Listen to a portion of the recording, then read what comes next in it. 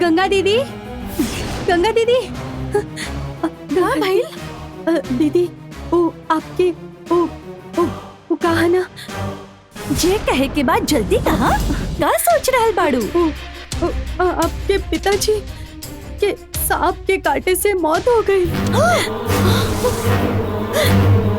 बाबूजी, बाबूजी!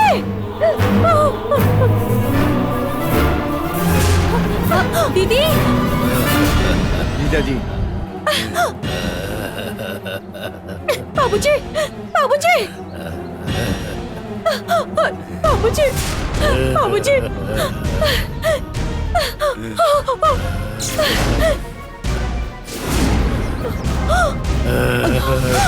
बाबूजी! गंगा, जीजा जी, जीजा जी संभालिए अपने। गंगा का हो गए ओमकार के। गंगा, गंगा महल में जौन गंगा पिया वो गंगा ना नंदनी हो। ये सब तो हर पिताजी हमके बतौले रहले हा। यही से वो नंदिनी तो हर पिताजी के मार दहलास। मार दहलास।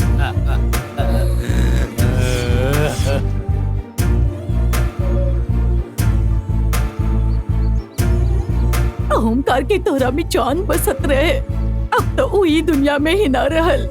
बेचारा के नसीब में बच्चा के मुंह देखल ही ना रहल। चाहे केहू कुछ भी कहे, लेकिन जे सब सहला अकरा के साथ ही ऐसन होखेला। जीजा जी, ओमकार वापस आ जा।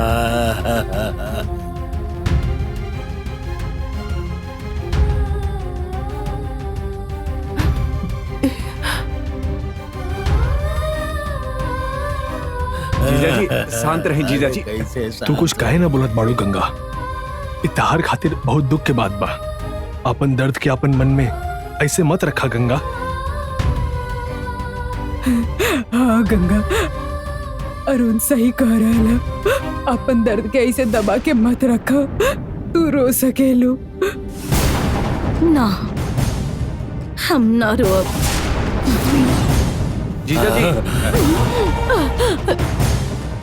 अब हम नंदिनी के दुलाई देना कुत्ती, और ओकरा बाद ही जाकर हम रोब।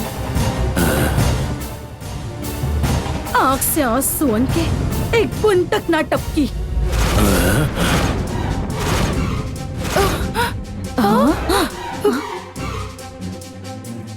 गंगा भी अब नंदिनी के खिलाफ हो गई बिया। नंदिनी के अब खैर ना, अब नंदिनी के खेल पूरा तरह खत्म हो जाए। जीजा जी, जोन होके के रहू तो हो गए। अब आगे का करे के हऊ सोची। सांप के कटला से मौत भइल बा, हमनी के पुलिस के इन्फॉर्म करे के पड़ी। हम पुलिस के फोन करके बता दी का, या फिर हमनी के इनका क्रियाक्रम कर रहल जाओ? पुलिस को इन्फॉर्म कर दो। ठीक है जीजा जी।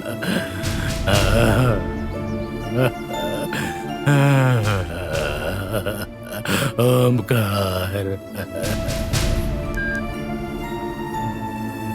Hello hello police station.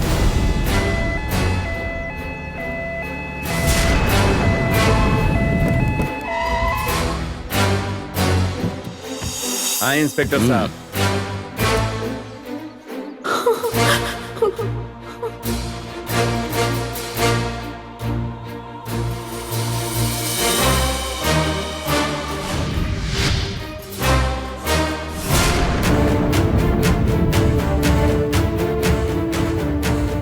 इनकर शरीर नीला पड़ गई बा, मतलब सांप के कटला से मौत भइल बा। फिर भी और कुछ होगी तो हमनी का पता लगा ले।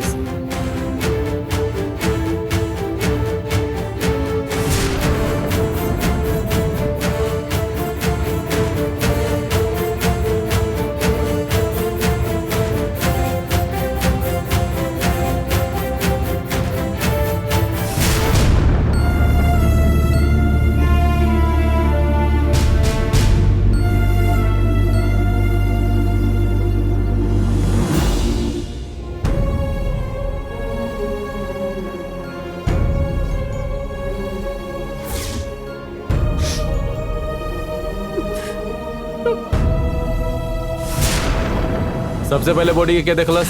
हम देख ले रानी सर। कब देख लू? अब आज सुबह जब हम वो खातिर निकल ले रहनी उसे वक्त देख ले रहनी। कल रात के इनकर तबियत ठीक रहे ना? सर, ये 2 दिन से महल में ना रहना हा, कहाँ जात रहना हा, केहू के बतावत भी ना रहना हा, और आज अचानक सवेरे यहाँ पड़ल मिलना हा। हमनी के कुछ समझ में ना आवता। कैसे हो गई? समझ में नहीं क्या आवत। हाँ, का हो गई? का बताई? सर, हाँ? इनके सांप डसले बाटे, इनके शरीर में सांप का जहर हुई, हम यकीन के साथ कह सके नहीं।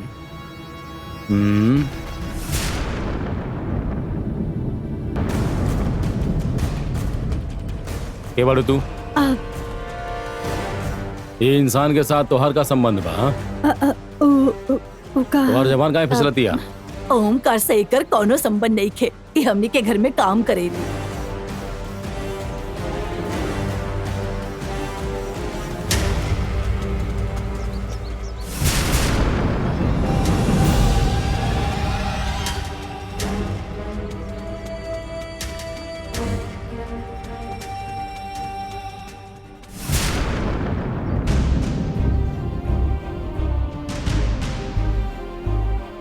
साहब, उनके सांप कटले बा। लीगली पोस्टमार्टम होखला के बाद हमनी के बॉडी आपके सौंप देहल जाई। आपके कोनो दिक्कत तो नहीं है ना? कानून के हिसाब से जौन सही बा वो आप करी।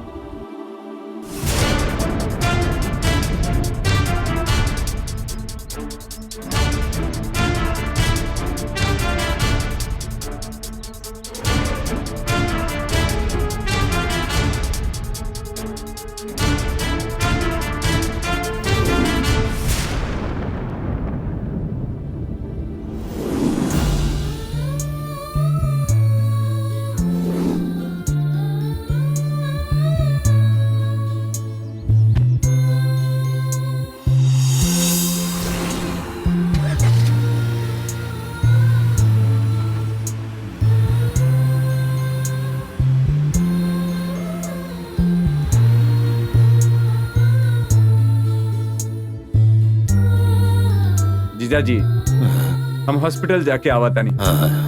ए, चला। ठीक है पापा।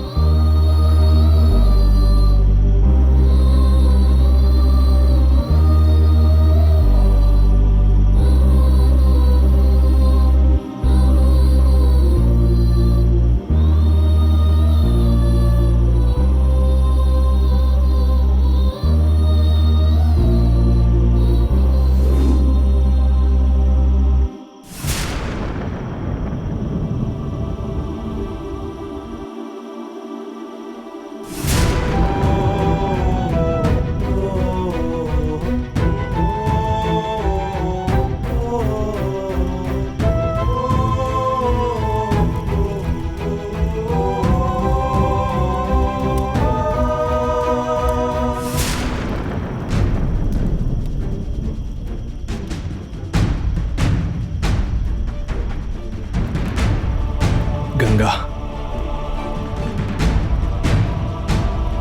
एजे आओ।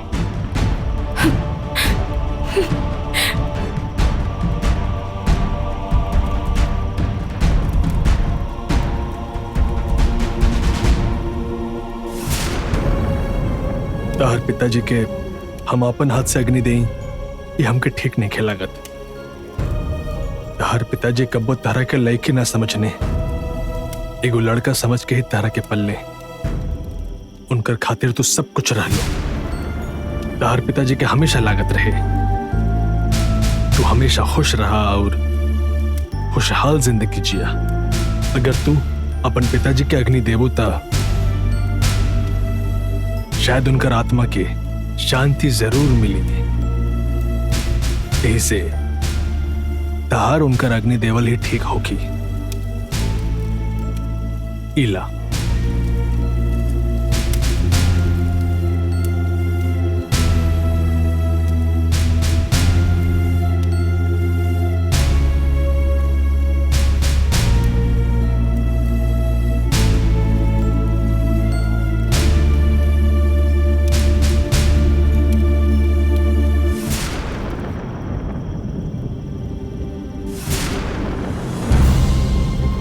हम नंदिनी के हमेशा भगवान के समान पूछले बानी, लेकिन वो हमार बाबूजी के जान ले ली बाड़ी।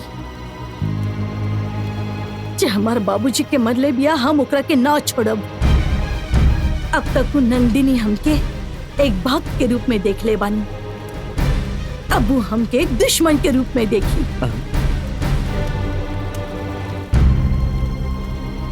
हमार पिताजी के साथ भइल ई ना इंसाफी के बदला हम जरूर लेब। नंदिनी चाहे कहीं भी छुपल होके, हम एकर बदला लिए बगैर शांत ना बैठब। हम एकर बदला लिए बगैर शांत ना बैठब।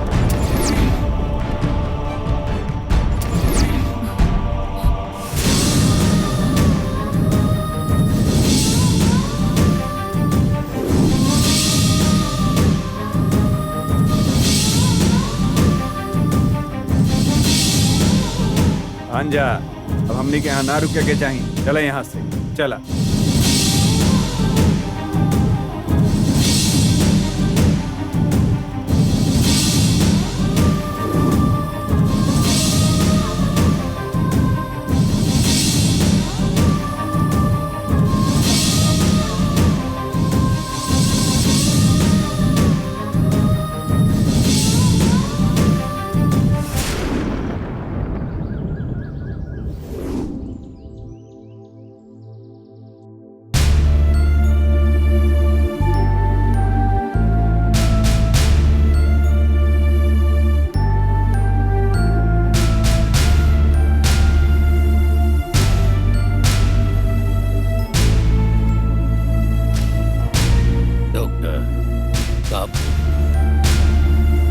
बीपी हाई हो गई बा। राउर उम्र देख के कहता नहीं कि रउआ ओंकार के बारे में ज्यादा मत सोची। ओंकार अब नहीं खे, ये दुख का बात बाटी। लेकिन उन्हीं के बारे में सोचत रहब तो राउर तबीयत और खराब हो जाई। ऐसे समय में हमने के खुद के संभाले के पड़ेला। रउआ ही कहीं डॉक्टर साहब, ये हमनी के बात ना सुनेला।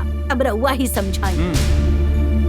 खुद के तबीयत के जरा भी ख्याल नहीं खे। अभी जरूर ख्याल रखिए दीदी, कुछ दवाई लिख के दे देता नहीं हम। ओके, वक्त पर दे देबे इनके। हाँ हाँ।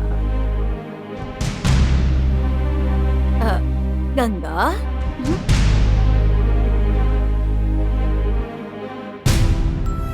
यहाँ आवा।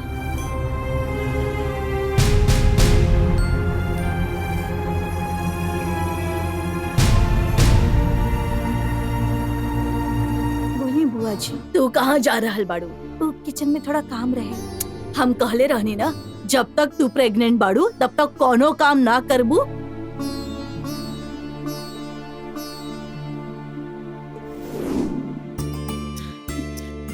गंगा प्रेग्नेंट पड़ी? हाँ डॉक्टर, ये तो बहुत पहले हो जाके चाहत रहे, बाकी भगवान के कृपा से इतना सालन के बाद हमनी के ही खुशी मिलल है।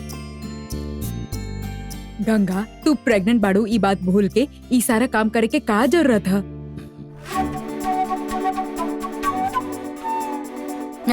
ला आ गई। बीवी के ख्याल रखे के बजाय दूसर कामन में उलझल रहेला। डॉक्टर बोली। गंगा के ठीक से चेक करिए और बताई एकरा के का खाए के बा और का ना, और उनके बता दा ई ध्यान रखी। एमे कौन बड़ बात बाटे, अभी बता देता नहीं। गंगा यहाँ आवा। यहाँ बैठा, आओ बैठा। ना ठीक बा डॉक्टर साहब। अरे बैठ जा, हम कहता नहीं ना। अरे आवा बेटा, कोनो बात नहीं, यहाँ आवा। अरे बैठ।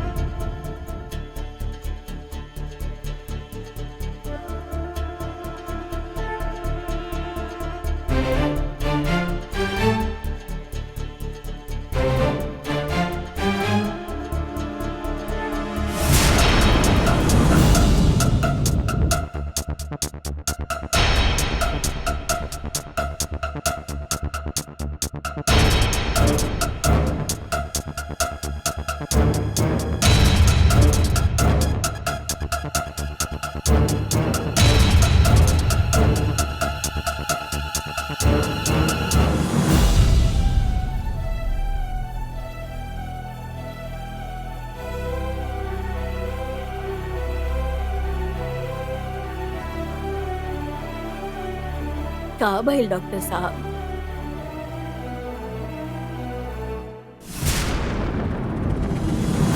दीदी तबीयत एकदम नॉर्मल बाटे।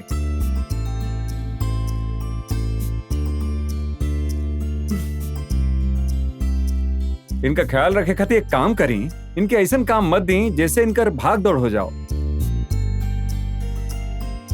इनके अपना मर्जी से जिए दी, इनकर खुश रहल अबहन बहुत जरूरी है।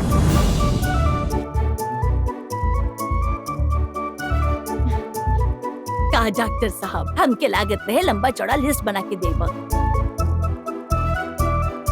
पर रउआ तो इतना जल्दी खत्म कर देनी। रउआ ऐसन कह देनी अभी हमने के बाद जरा भी न सुनी। हाँ ये वैसन कुछ ना करी है। अब ऐसन समय में अपने तबीयत का कैसन ख्याल रखे के बा, ये गंगा अच्छे से जाना तड़ी। फिर भी रघुआ कहता नहीं तो हम कुछ विटामिन के टेबलेट लिख के दे देता ध्यान द। उनके खाए के कहब, कुछ होखी तो हम बटले बानी।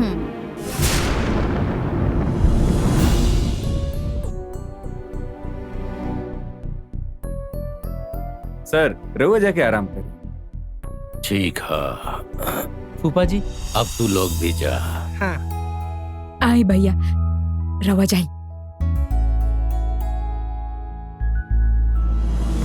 गंगा एक मिनट, तू प्रेग्नेंट बाड़ू, ये बात से सब लोग खुश बाटे, लेकिन तू प्रेग्नेंट नहीं, तुम्हारा अबॉर्शन भइल बा। ये बात के अगर घर वालन के पता चली तो वो लोग दुखी हो जाएंगे।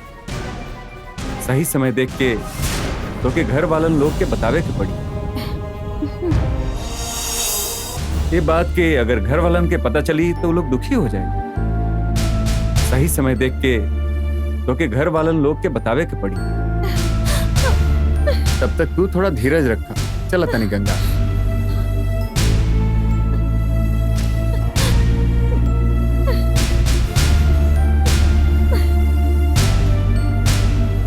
चलो तनी अरुण। हाँ ओके।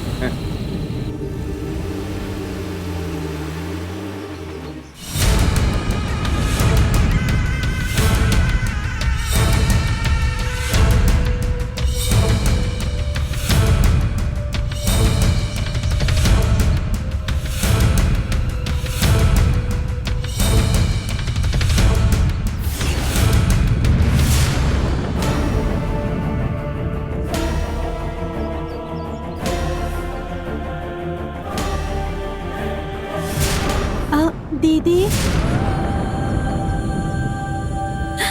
कहाँ भैल दीदी? ऐसे देखा तारू जैसे पहली बार देखा तारू। और कितना दिन हमके ऐसे ही रहे के पड़ी दीदी। हम अब ज्यादा दिन ऐसे ना रह सकेनी। हमके हमारा शरीर जल्दी दिलाता दीदी। जल्दी कुछ करा ना दीदी। ई कब माया, ई कब से नया नाटक शुरू कर दे तू? का भइल तारा के? और क्यों समझ के हमसे बात करत बाड़ू?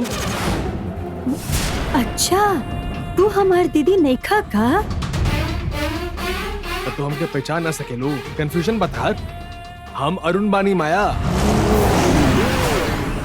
तू अरुण बड़ा।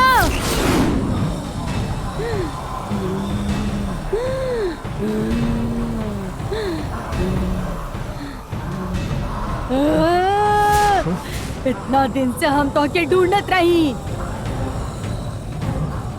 तू हमके धोखा देले। हम तो के अब जिंदा ना छोड़ब। माया, तार बर्ताव हमरा के ठीक नहीं खेलागत।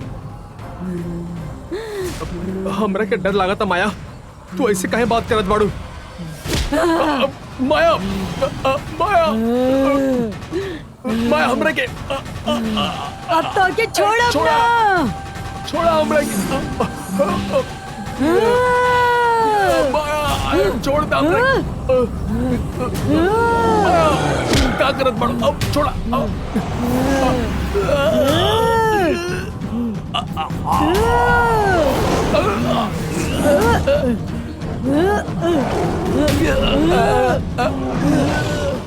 मार दे अब।